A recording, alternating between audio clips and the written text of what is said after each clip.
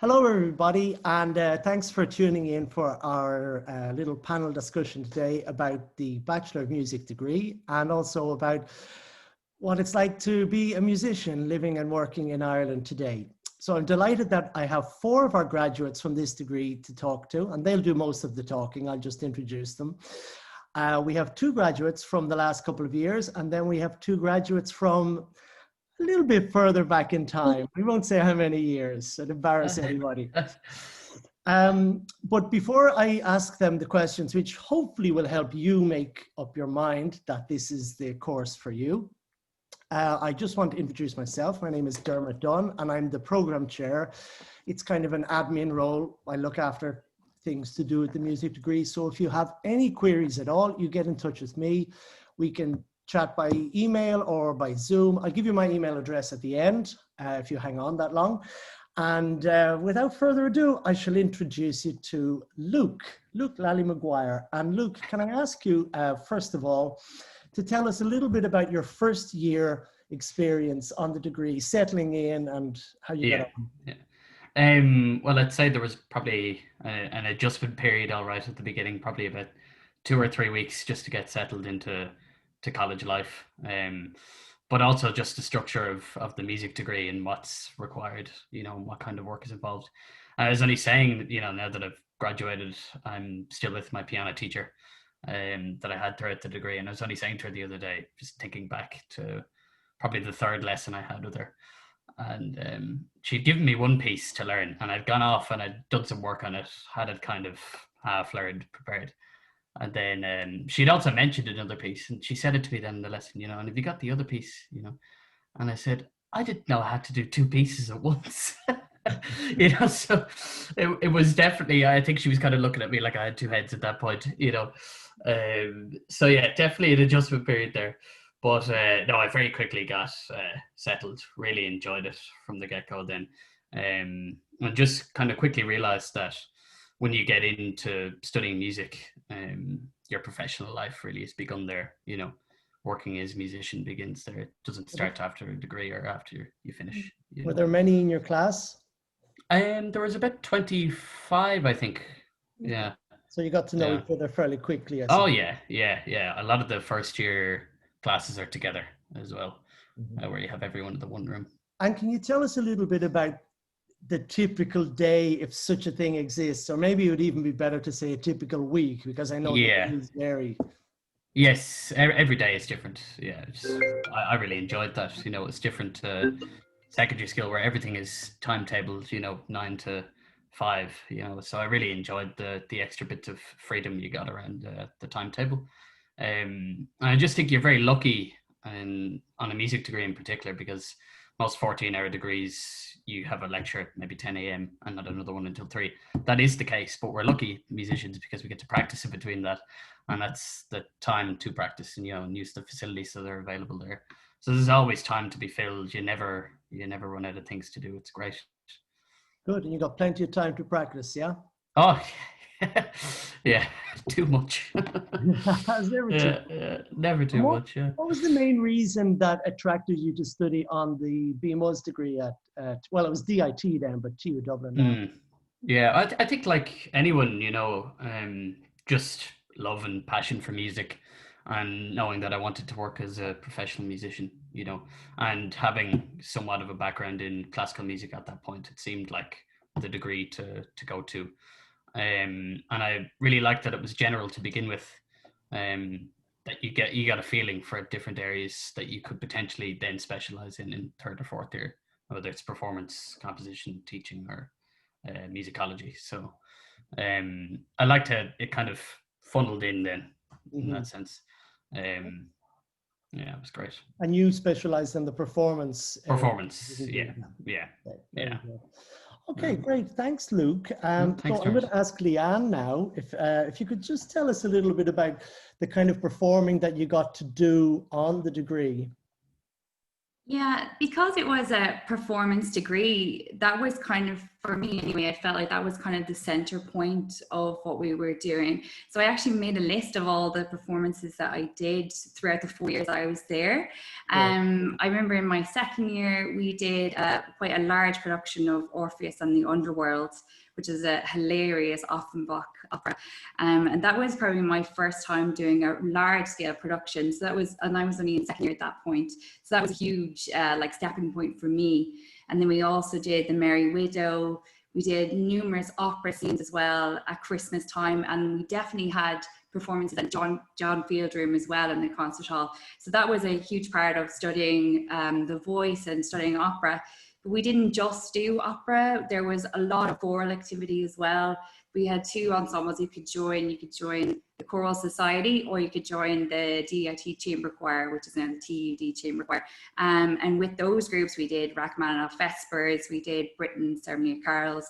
We also did large productions of Handel's Messiah and Carmina Burana. I remember Carmina Burana stands out as one of the most epic concerts I've ever done. It was just fantastic, just the sheer volume of the music itself. And the edition that we did was for 2 pianos and percussion, and it was just really cool. And to see the piano teachers playing as well, you know, so we were on stage singing the music, and we had the 2 piano teachers playing the music along with us and the percussion ensemble. That really stands out to me as one of the most enjoyable experiences I've had in music, like even my whole career. So that was brilliant. I mean, that's such an incredible opening to that piece, isn't it? Yeah, it's the hairs on the back of your neck. Yeah, yeah, that O Fortuna. I think everyone knows that. Exactly. That opening sequence is so famous, and then you're standing there with like 100 of those singers and you're really going for it. So that's when you just decide, like, this is why I'm here. I want these experiences. I want to be, you know, singing this music. And what was the mix like between performing, you know, classes and, you know, lessons and rehearsals where you're actually performing and singing, and then the academic side of things, history and composition and so on? How did that balance throughout the 4 years? Well, in the first and second year, it seemed like it was more divided. So it was more 50-50. So you were doing a lot of your 2 different composition classes. You had history of music, you had oral awareness, keyboard skills, and you had a second study instrument as well as your first study instrument. So in the first 2 years of the course, it definitely felt like we were kind of on an equal path for both of those. But then, as Luke mentioned, when you go into third year, you specialize in an area. So for me, I specialized in performance as well. And then that seemed to be more when I could focus more on the performance side of things as opposed to the historical side. So I don't think I had I think I had 1 or 2 modules that I could choose that was be focusing in on one thing. So I did 20th century opera, and I think I did Wagner Ring Cycle as well. They were the modules I chose, but it wasn't a large year-long module that I had to do because I was studying in performance. It's sort of expected that you are spending more time now working on your instrument, working on your repertoire, so you can focus in a bit more in the 3rd and 4th year. And then, of course, the academic classes you mentioned, those historical ones, are very tailored towards what you're actually doing as a singer. You know, you study about Wagner's Ring Cycle, or what was the other one, 20th century opera. 20th century opera. That they are, yeah. So it's kind of holistic, isn't that the buzzword? Yeah. And so since graduating then, Leanne, what have you been up to? Where is your career taking you? Well, it's more like what haven't I been doing, Dermot, to be honest. I've had a really, really mixed career, and I'm very lucky to have had the career that I've had so far. So when I initially left the conservatory, I was doing a lot of opera. I was doing a lot of opera choruses, and I covered a role as well with Wide Open Opera at the time. But then I joined Chamber Choir Ireland in 2015, 2016. I joined the Chamber Choir Ireland, and then that's been the majority of the work that I've been doing since then. So focusing on contemporary choral music. But then I also sing with a professional cathedral choir, Christchurch, and I have a small vocal ensemble as well called Ardu, and we're a 6-voice a cappella ensemble. We do a mix of genres from pop folk music to classical choral music as well. So I've been doing a very mixed range of things, and it's great that I felt like in the conservatory I was never really pinned into one area, that I was allowed to really explore what I wanted to do in my voice. In my third year of the degree, I did an internship with the National Chamber Choir, and that was very supported by my teachers and the head of the vocal department in the conservatory as well. So I felt like then I had all those strengths that I could carry on into my career that allowed me then to be very flexible as a musician. Fantastic. And are you doing some further studies now? Yeah, so I've come back. I'm in the second year now of the master's program. I decided I wanted to come back and kind of get a further degree to kind of maybe move on to maybe third level teaching at some point, or progress even further. Now that I've had more professional experience, I wanted to come back and continue to work on my voice. Like, as a musician, I don't think you're ever finished learning. You've always something to learn. And that it's good to just keep checking in and have somebody listen to you and keep encouraging you to move forward. So you constantly have that professional development as you go through your career. So it's been great to be back. It's very different. And I've been mixing a lot with the guys on the undergraduates. They're all brilliant, you know, but I'm like 10 years older than them, you know. so it's but they're so welcoming, you know. Yeah, I really enjoy spending more time with them and seeing like people kind of develop and progress as well, like as I'm now a little bit older than them. Yeah. I think it's great the way that we have that undergraduate students will also be in groups or doing performances with postgraduate students as well. That happens sometimes, particularly in the vocal area. I think that's quite common. Yeah, it's very close-knit kind of community within the vocal department, and we do have some shared classes, like the platform classes, which is opera aria class, Baroque recit class. They're mixed, so that's fourth years, and the master's degree as well. So it's nice to feel like you have classmates, because otherwise I'd only have like one or two other people maybe that I would see. So it's nice to see some other students as well. Part of a kind of a bigger community. Great, yeah. That sounds fantastic. And actually, I thought you were only gone a couple of years, but it must be a little bit longer than that after what you just said. I kind of lose track of time, you know. Yeah. When we get to Martin, I mean, my God, you embarrassed me the other day when you told me how long you were gone. I didn't think I'd been working that long even. But before I come to Martin, let me ask Mary, so you've done quite a number of things since you've graduated from the degree. So can you just give us a little bit of an overview of where your career has taken you since you've finished a music degree?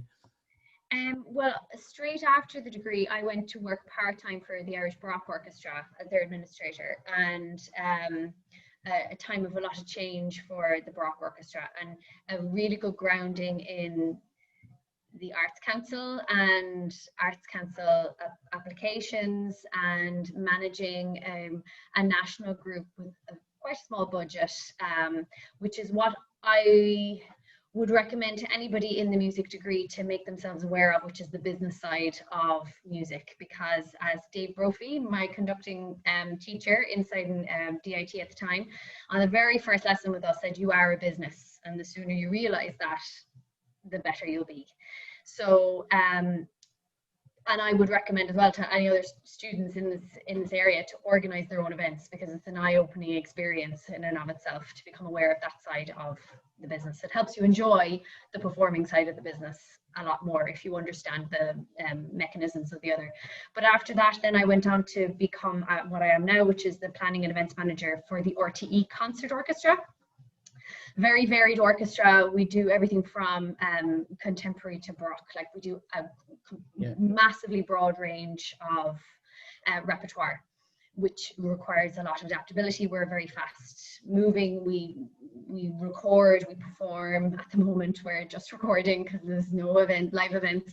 But so where I've gone is into the national broadcaster and one of the two primary national orchestras in the country, which is a privilege and a big undertaking, a big responsibility, I feel personally, working with this orchestra and bringing our music and our history, our music history, to the rest of the country. in a time when it's probably easier to use technology to create music. The raw experience of listening to an orchestra, I feel very strongly about trying to communicate with the rest of my community and Ireland. And so your career has kind of, while you're still in the arts world and the music business, rather than performing, it's more in let's say, in a business side of the music world. So would you say that there were any skills or anything that you learned or picked up as part of the music degree that helped or prepared you for that turn in your career? Yes, but I will also say I am still a singer, and I still classify myself as a singer, and I will never not be a singer. And I think it's very easy, and there's lots of people within the arts management community who were performers or used to perform and don't anymore. And I feel very strongly that it's something you should always try to continue. And I do it professionally on the side when I can. So I would always really recommend that. It's not that it's an end, it's just a perspective, and I'm very lucky that I can do both. Transferable skills. I am a singer. I studied orchestration, which I thought, what am I doing studying orchestration? No interest really whatsoever, but it has been profoundly interesting and very helpful. Even the conducting, you know, it's all been really, like, for singing definitely as well, but in terms of my job now with an orchestra, I would not have got this job with this orchestra only for the fact that I had done, I had worked in the capacity of orchestral skills. I understood the instruments, I understood what was expected of me, I understood how to put together a pad of music, should that be called upon, you know, for whatever reason here. So, and then in addition to that, then maybe performing as well, because I'm an advocate as well for this orchestra. When we go into circumstances where we have to sell the orchestra to maybe a movie company and they want to record their soundtrack, we have to sell our orchestra to them, or they could go to the New York Phil, or they could go to Prague, you know, they can go anywhere they want for this orchestra. So the performing aspect of selling myself really comes into play when I have to sell this orchestra and be an advocate for this orchestra in many, many fields, in many different spheres, with companies, with record companies, with artists, being able to speak the language of the artist, so that you can collaborate and create beautiful music and create beautiful projects. And so I'd say the other final one, just for I found writing the thesis really, really helpful in putting together something. As performers, we're great at the visual, we're great at the performing, we're great at the feeling and the heart. And I found that process of writing my thesis really benefits me in application grants, things like that. You know, that whole putting the words down of what it is you're what you're imagining in your head and putting it down on paper was a phenomenal skill that I didn't realize at the time was important, and has since been massively important. A huge achievement for all students. Everybody does that in their final year with one-to-one. I'm just explaining for those watching, with one-to-one with the supervisor. You come up with an idea for a research project, and then you write it. And it's quite substantial. It's what, 10,000 words or something around about that. It is. It's daunting. But I always see the huge smiles on everyone's faces when they're handing them in. You know, it's like they've just climbed Mount Everest or something. Great, that's fantastic. And let's remember, Mary, that it is also the world's favorite orchestra. Isn't that right? The Indeed, we are. Yes, world's favorite orchestra. Thanks, Dermot. Well done. See you later. I've worked with them myself. And so then I come to Martin, and I just have one question I'm going to ask Martin, and it will probably take him an hour to answer. Just to give us a little bit of an overview of, well, your portfolio career, as the term goes nowadays, where people don't just have one job they do, but they're involved in many different artistic projects and goings on. So can you, I'm sure you've probably forgotten half of what you get up to. Yeah, I have my website open just to look, but I suppose you could, I mean, it is so important. I mean, we know how changeable the world is, just agreeing with what everybody else has said. You know, so it is important to be able to do more than one thing. And so you could divide what I've been doing into, there's publishing. That was completely unexpected, but a good byproduct of working on thesis and all of that type of thing. designed an accordion to launch an accordion brand. That's in the process. So again, research skills are handy if you're going to undertake something like that. Then from a composition side of things, I mean, I've been extremely lucky. I've even got to write for the RT Concert Orchestra, so hats off to them for allowing me. And you know, hip hop artists Macklemore and Ryan Lewis. Found myself in the O2 Arena a week before handing in the PhD, which is terrible timing, but a fantastic experience. And then writing for the Paddy Maloney from the Chieftains, Martin Hayes, all of these people that I just absolutely love and respect. And then a week after handing in the PhD, I found myself joining Alton. The timing of this was just hilarious, and on the road with them since, and travelled around the world several times, playing in interesting places with interesting people. Grand Ole Opry, there's loads of them. So all of that was just a lot of fun, but you know, with lots of different types of music as well. Like Dublin is an amazing city. It's such a small city, and you get to know everybody in it, and everybody's just so lovely and diverse as well. So I mean, I was playing with the Cafe Orchestra before the degree finished, I think. Met Patti Smith in a pub, ended up joining her on Vicar Street. She's a punk artist. God, I might have just got playing with everybody, the concert orchestra and symphony orchestra, thanks to Dermot, I will say.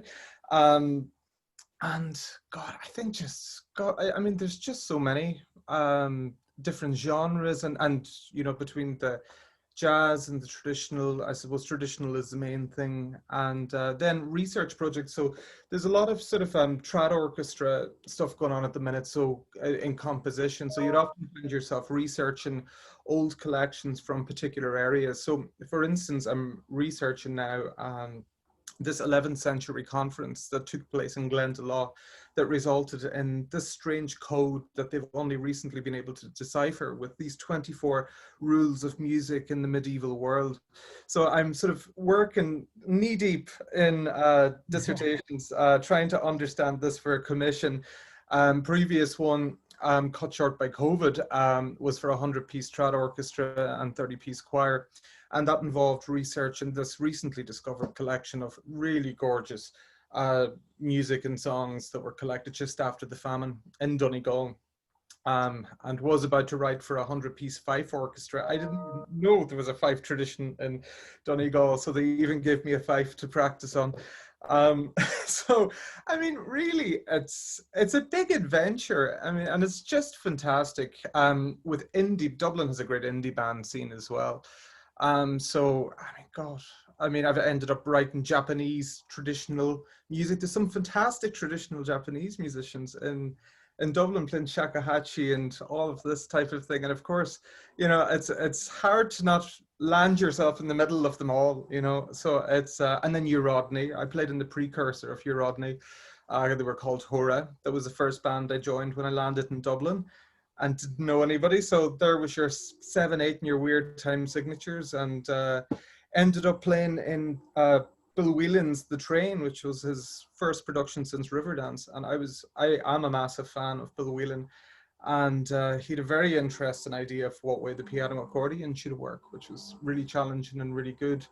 Then falling in with events managers, since that was mentioned as well, like with Caroline Wynne, and Dermot has been over at the festival.